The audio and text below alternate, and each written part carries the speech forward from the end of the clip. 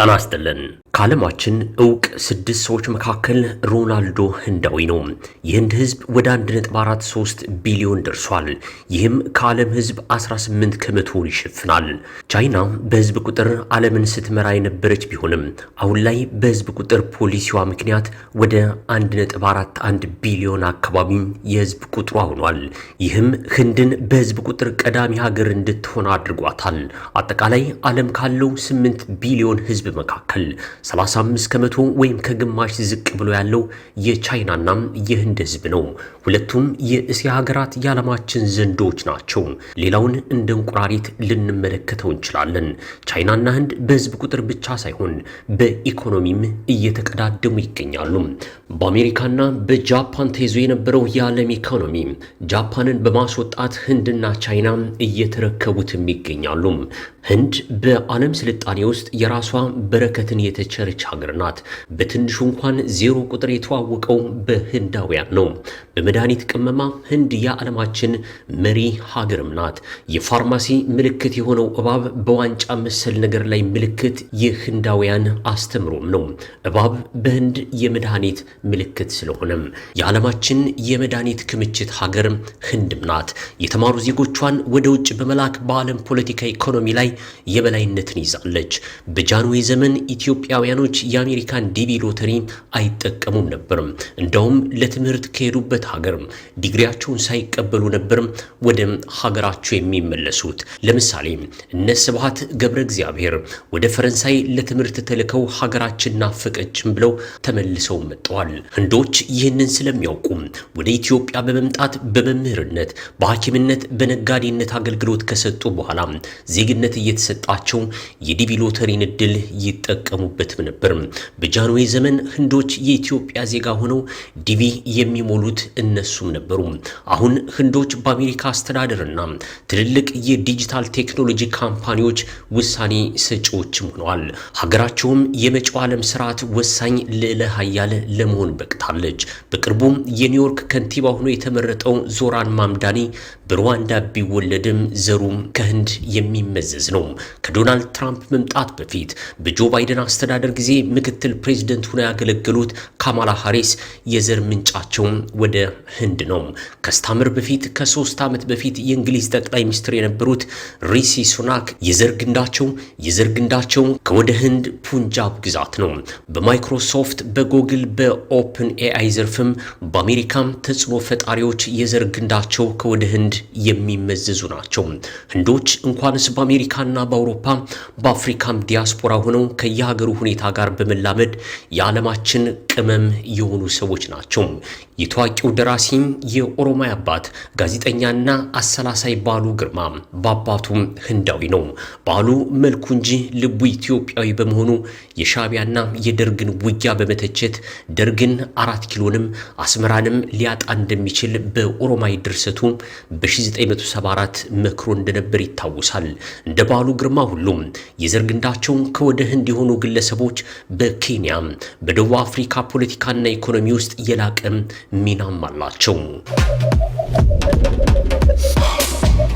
በመቅደላም ራሱን የሰዋው የንጉስ ቴዎድሮስ ልጅ ልዑል አለማየሁ በእንግሊዝ አማካኝነት ብዙውን ጊዜውን ያሳለፈው በህንድ ነበር። ህንዶች በእንግሊዝ ቅኝ ግዛት ስር በነበሩበት ጊዜ እንግሊዘኛን ብቻ ሳይሆን የለመዱት በሀገራቸው የሌላ ሀገር ዜጋን ማኖር፣ ወደ ሌላ ሀገር ሂዶ መኖርንም ለምደዋል። ህንዶች እንግሊዝ ቅኝ በገዛችባቸው ሀገራት ሁሉ ራሳቸውን ከየሀገራቱ ጋር አላምደው ዜጋም ይሆናሉ። የሆነው ሆኖ ህንድን የተወዳጀም ሀያል ሀገር መጪውን የዓለም ህግጋትና ባለብዙ ወገን ተቋማትን በራሱ አምሳል የመቅረጽ እድል አለው። ህንድ በዚህ ባለብዙ ዋልታም የዓለም ስርዓት ወይም መልቲፖላር ወርልድ ኦርደር የደቡባዊ ዓለምን ለመምራት በምታደርገው ጥረት የኢትዮጵያን አጋርነት አጥብቃም እየሻተች ትገኛለች። ሁለቱ ሀገራት የተፈራረሙት መግባቢያ ሰነዶች የዚህ አስረጅም ነው። የቀድሞ ጋዜጠኛና ገጣሚ በህንዱ ዮጋ ስፖርት የሚታወቀው የዛሬው የህንዱ ጠቅላይ ሚኒስትር አዲስ አበባ ሰንብቷል። ቀለል ያለ ባህላዊ አለባበስ ከ24 ሰዓታት ውስጥ አራቱን ብቻ በመተኛት ለህንድ እድገት የሚሰሩ ጠቅላይ ሚኒስትር ናቸው ይባልላቸዋል። በማህበራዊ ሚዲያ በተለይም በኤክስ ወይም በትዊተር፣ በፌስቡክ፣ በዩቲዩብ፣ በኢንስታግራም በጠቅላላ ወደ 300 ሚሊዮን ተከታዮች እንዳላቸው ይነገርላቸዋል። ይህም ከመሪዎች የመጀመሪያው ሲያደርጋቸው እንደነ ክርስቲያኖ ሮናልዶ፣ ሰሊና ጎሜዝ፣ ጀስቲን ቫይቨር በመከተል ሙዲ በማህበራዊ ሚዲያ ተጽዕኖም ይታወቃሉ። ምናልባት ጋዜጠኛ ስለነበሩ ማህበራዊ ሚዲያን በአግባቡ መጠቀምን ችለውበታል። ሙዲ ከጠቅላይ ሚኒስትር አብይ አህመድ በቡድን 20 አባል ሀገራት ስብሰባ ላይ ጆሃንስበርግ ደቡብ አፍሪካ ላይ በተገናኙበት ጊዜ ከ108 ሚሊዮን በላይ ተከታይ ባለው የትዊተር ወይም ኤክስ አካውንታቸው በአማርኛ ጽፈዋል። ታህሳስ 7 ቀን 2018 ዓ.ም ወደ አዲስ አበባ ሲደርሱም በአማርኛ ጽፈዋል። ከሳምንት በፊት በኒው ዴልሂ ቭላዲሚር ፑቲንን ባገኙበት ወቅትም በሩሲያኛ ጽፈዋል። ሙዲ የፑቲን ጥብቅ ወዳጅ ናቸው።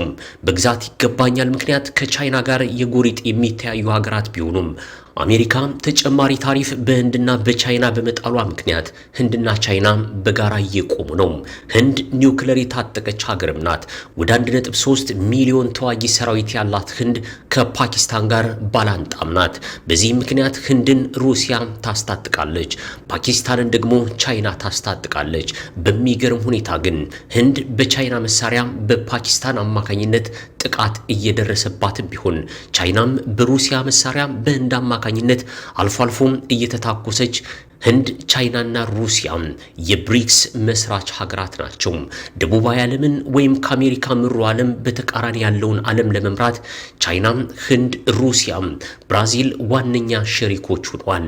ህንድ የብሪክስ ሊቀመንበርነትን ቦታ ከብራዚል ከወር በኋላ በመረከብ ደቡቡን ዓለም ለመምራት ተዘጋጅታለች። ኢትዮጵያም የብሪክስ አባል ሀገር ናት። ወደዚች ሀገር የመጡት ሞዲ በፓርላማ ተገኝተው ባደረጉት ንግግር ስለ ንግድ፣ ቴክኖሎጂ፣ ባህል ትስስር መስክ ስለ ሁለቱ ሀገራት ብዙ ብለዋል። ሙዲ በፓርላማና በፌዴሬሽን ጥምር ምክር ቤቶች ላይ የህንድና የኢትዮጵያን ግንኙነት የበለጠ ለማጠናከር በሚቻልበት ዘርፍ ላይ ምክክር ማድረጋቸውም ተነግሯል።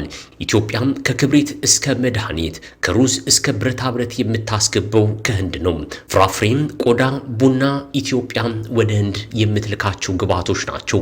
ከዚህ ባለፈ በርካታ ህንዳዊ ባለሀብቶች በኢትዮጵያ እያለሙ ነው። በርካታ ኢትዮጵያውያን በህንድ ይማራሉ። በመሆኑም የሁለቱ ሀገራት ግንኙነት በእርግጥም ቀላል ግምት የሚሰጠው አይደለም። ጤና ይስጥልን።